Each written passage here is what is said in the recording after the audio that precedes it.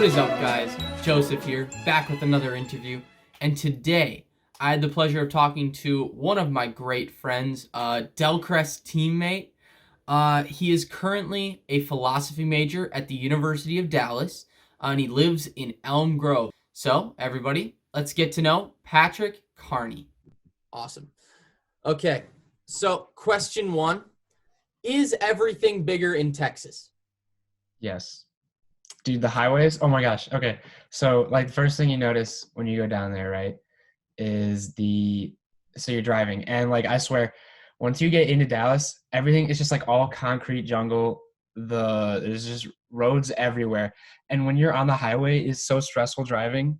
Like there's like four different there's exits on both sides and there's like people merging onto you from both sides as well. It's just that's like, oh my God. Yeah, no. Everything is bigger in Texas. Roads, like the first thing you notice. The bathroom stalls are bigger. That's really nice. Okay, that's random, but it's super nice. And so there's this place called Buc-ee's, right? Mhm. And like the only reason you go there is for the bathrooms. Okay. You would not believe, but the stalls you can't see through them. What do you mean? You can't see, there's no crack that you can see through. They're like made out of like stone. Like literally the stalls are made out of stone. It's awesome. That's freaking dope. Damn. Is it like, Yeah. do they have is it a restaurant, I'm assuming? It's like, no, it's like a gas station kind of, it's like a 7-Eleven kind of thing. Interesting. There's like food and stuff. But yeah, it's really weird. But Have yeah, you I would been, say everything is bigger in Texas. I was gonna say, have you been outside of Dallas yet? Um, I mean, not really. I've been to like Fort Worth area, Mhm. but that's really close to Dallas. Yeah. Okay. And then, so when you're here, obviously in quarantine, it's not as much fun as being in college, but like, Mhm. what is something that you would say you miss most about Dallas when you're here? Not just in quarantine, Um, over break and stuff like yeah, let's see. Probably okay, so like just like the place or like college in general. either one. Okay, I'll do both. Okay, so for the place, it would probably be the weather, right? Okay. So right, like yesterday, it was like 50 degrees here, but it was like 85 degrees in Dallas. Hmm. And when I left, like literally the day before I left, I was at a pool party, like in March, and it was awesome. It was like 85 degrees out. It was so nice. Um, so yeah, I really miss the weather a lot, and then also I miss the freedom of being able to like do whatever whenever, and wake up hungover and no one cares. I guess. Yeah, No. definitely.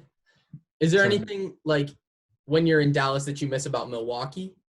yeah. Oh my gosh. So in Dallas, everything there's like so the plants are all yellow and like gross because it's so hot. They don't get any water. And the Oh, grass is literally prickly, like it hurts your feet to walk on. It's not actually grass. And they put so much fertilizer on it that if you like roll around in it on your bare back, you will get chemical burns. no. Damn. So that could just be the campus, but that's like I miss the greenery. And I miss like going to like the lake and stuff like that. Mhm. That's really fun. Yeah. The lake's a Yeah. big thing. Like, And the homies obviously. But oh yeah, obviously the homies.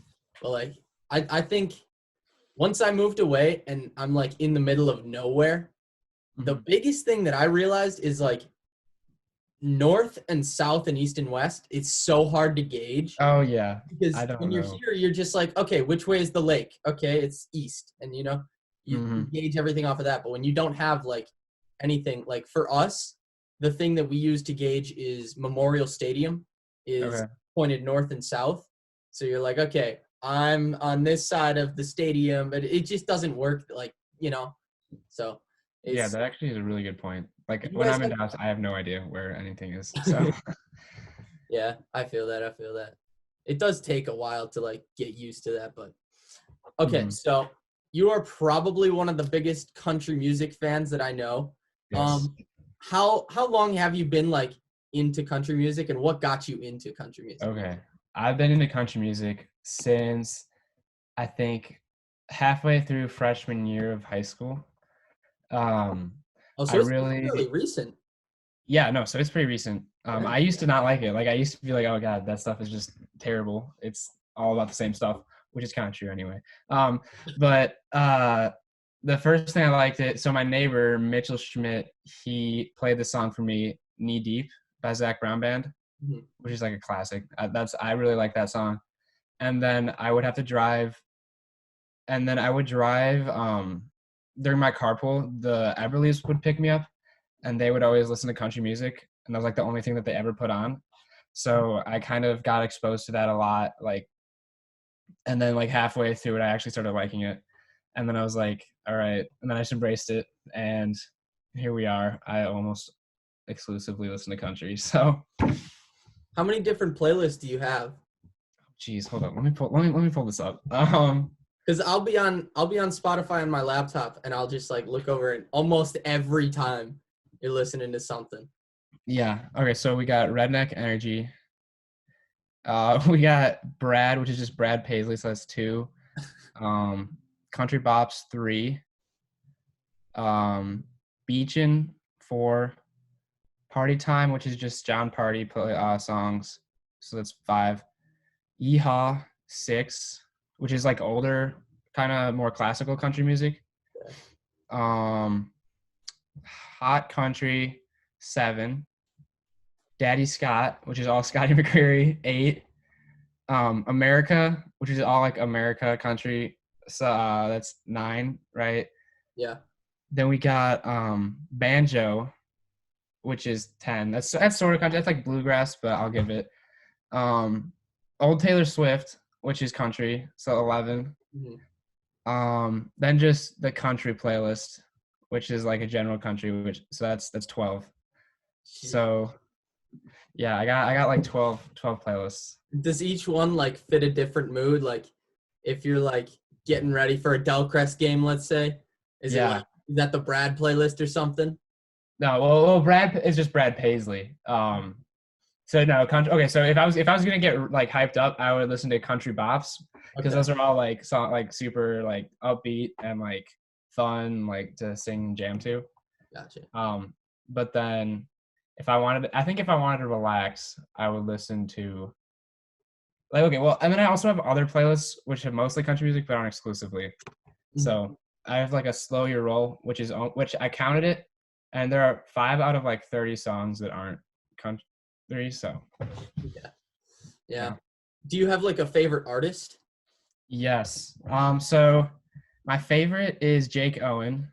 Yeah. Um, he does a lot of different songs, but a lot of it's just like he has just a really funny energy, and like he's all about like drinking and girls and stuff. But then also he has like a nice and like he portrays in a really funny way, which I really like. But then he also has like a slower, more like um reflective side recently, which is really nice, and it's like it's more mellow, which is cool. Um, and he's okay. So he would be classified probably as more bro country, Mhm. um, which is just like all about like beer and drinking and stuff like that. But then like my other favorite would be John Party, who he's bringing it back. He's like neo traditionalist basically, and so he does have he uses a lot of fiddle, a lot of banjo, and a lot of like steel guitar, which Mhm. is what old country used to sound like. So so I think it's either Jake Owen or John Party are my favorites because they're just like yeah. Gotcha.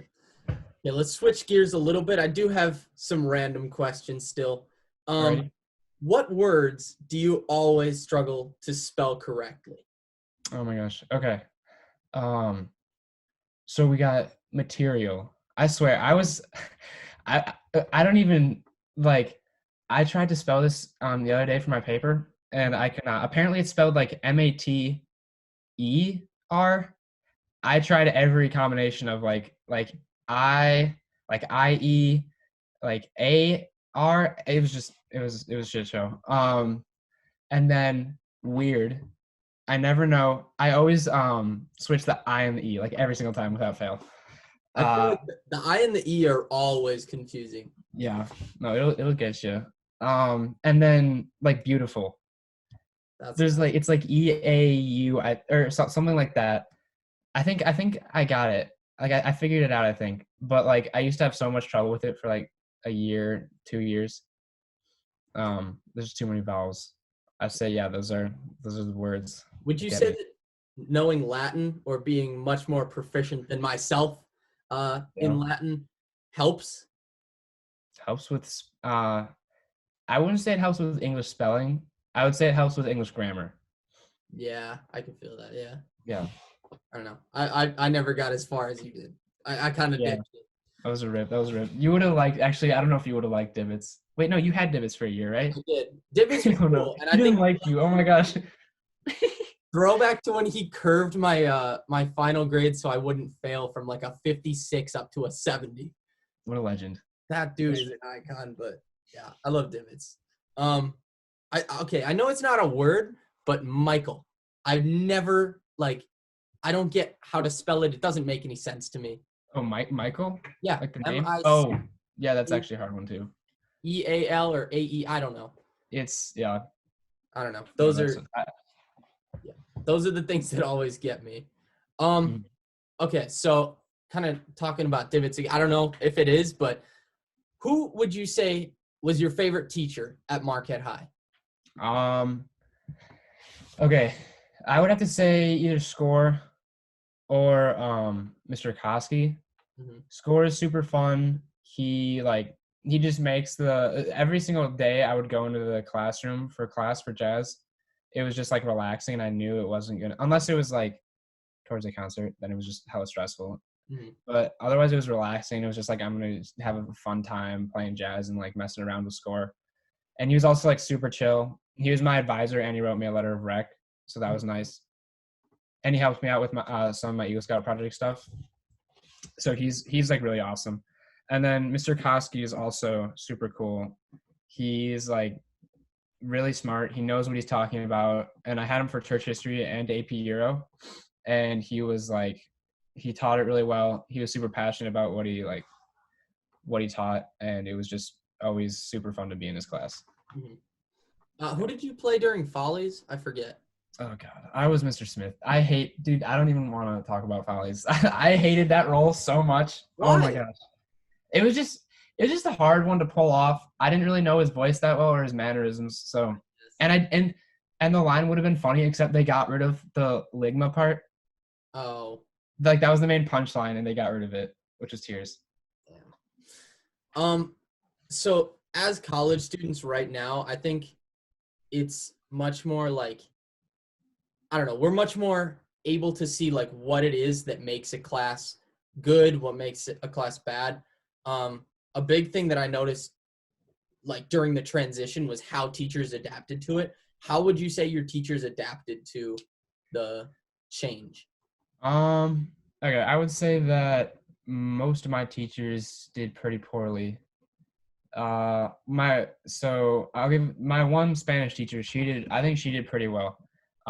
Because she made sure that everyone had like their camera on and she would just randomly call on people Mhm. and like if you weren't paying attention she would call you out. Like one time I was just like staring at my phone and she's like, Patricio, what are you doing? And I was like, oh, that was stressful. And then she like tries to keep everyone engaged, but a lot of my professors would just lecture the whole time, Mhm. which can work in a classroom setting depending on how good of a lecturer they are.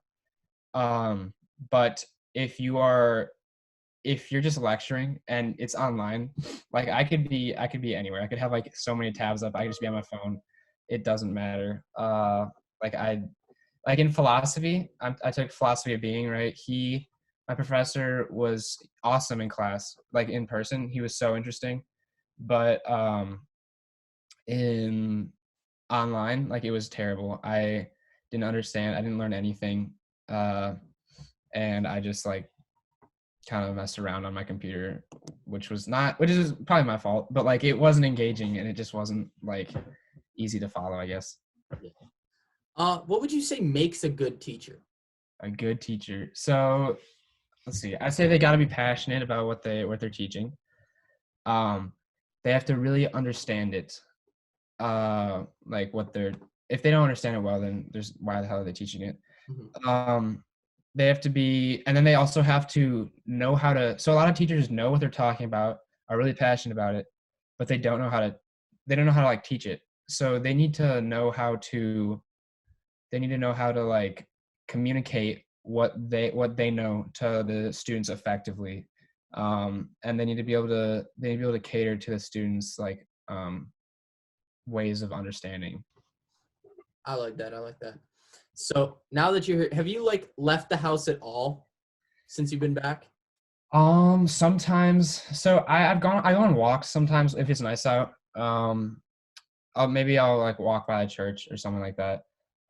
Or anytime like my parents need someone to go get stuff from the store, I will go because like I have nothing else to do.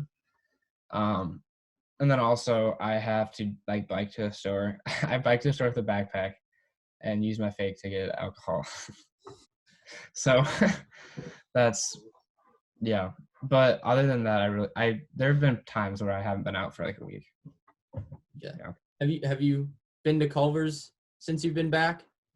I have not. Is it open? Is it running like a drive-through? Oh my, they're insane. Like every single Culver's in southeastern Wisconsin has a line for the drive-through, like to the roads. Oh my gosh. If you look it up on Google or something, Yeah. like there are pictures, videos of like Culver's lines that are like 50 cars long. They're crazy. Holy shit. But That's it made me think like, so what is your Culver's order? my Culver's order. Yeah. Geez. You're talking to the wrong guy. Normally I go cops, but my Culver's order would Yeah, that's be right. I forgot you were a cops guy. yeah. Culver's would have to be I would get the Swiss cheese patty melt Hmm. with a concrete mixer with Heath Bar in it. I like Yeah, those are solid. that. Okay.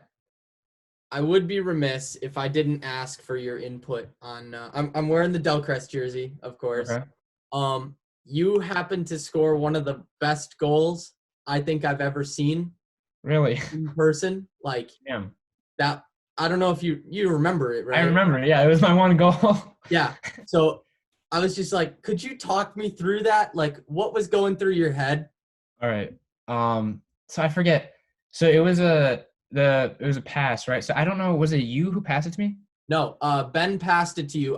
He passed it to me originally, and you were running through, and I said, Yeah. I backed Okay. out and I said, shoot, and you just hit it with your left across your body, and it went post in.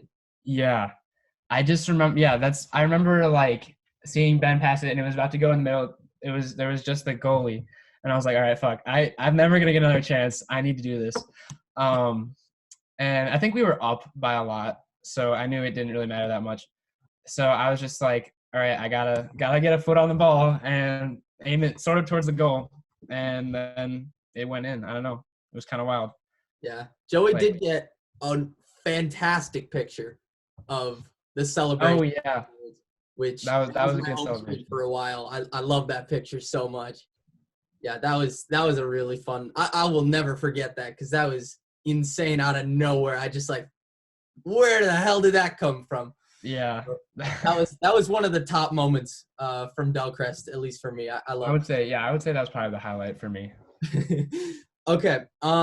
So last question. Well, not much of a question, but I know that you are also probably the only person that I know of that lives in Elm Grove that's like as passionate about Elm Grove being the superior city. Yes. So Well, it's a town, village. It's a village, village. sorry. There you Um, go. so I will give you a minute of uninterrupted airtime. Okay. Tell everyone why you love Elm Grove so much. All right. Elm Grove is awesome because the community there it's so tight and narrow, right? Like everyone is so friendly with each other. Every time you're walking through, you can go and like you can say hi to anyone. No one's just gonna be like, "Oh, this guy's a dick." I'm not saying hi. and you get to know your neighbors really well, and like everyone throws like neighborhood bonfires and stuff like that, and so you go and have a great time as a kid. And you can play outside all the time with your neighbors. As a kid, I grew up, one of my best friends was my neighbor. We played every single day outside. It was awesome. And then on top of that, you also have, everyone cares about their lawn, right? So everything looks very pretty, which is just really nice to walk through or drive through or bike through. And then you also have the park, which is like the heart and soul pretty much, with all these summer activities. Like you can go swim lessons, tennis lessons, you can go fishing, you can go kayaking. There's so much to do. You go to the pool. It's just like a really good environment. And they will also so they do fireworks for the 4th of July. The Memorial Day parade is really awesome. It brings everyone together. And also like the games on 4th of July also like that they have in the park. I don't know if you've ever been to them, but they bring like the entire community together, which is really nice. And then yeah, I guess that's it. It's just like and the downtown area is super cute, and it has like a bunch of like mom and pop shops that everyone pretty much supports. And one of those is RJ's ice cream, which is like a staple. As I don't know if have you been there? Yeah. Okay, yeah. RJ's ice cream is a staple of Elm Grove for kids. Like you just go there, it's a candy store with ice cream, and you go in, you buy ice cream and candy. I've been there like hundreds of times. You just bike there with your friends, and everything is in biking distance of your house, which is also another great thing. Yeah. So that's my pitch. Yeah. My grandparents lived there when I was really little, so I spent a lot of time up until I don't know, about 2007, like just in Elm Grove, and then I don't know, I love the city. It's or the village. My bad. I love the village, but I don't know. Brookfield's good too. Oh yeah, no, Brookfield's awesome. Yeah. Brookfield, like honestly, I would be completely happy living in Brookfield. Yeah. So, okay, well, thank you so much, man. I really appreciate it. Always a pleasure. Yep. Thank you, Patrick. I had a great time talking to you. So that brings us to the end of our video.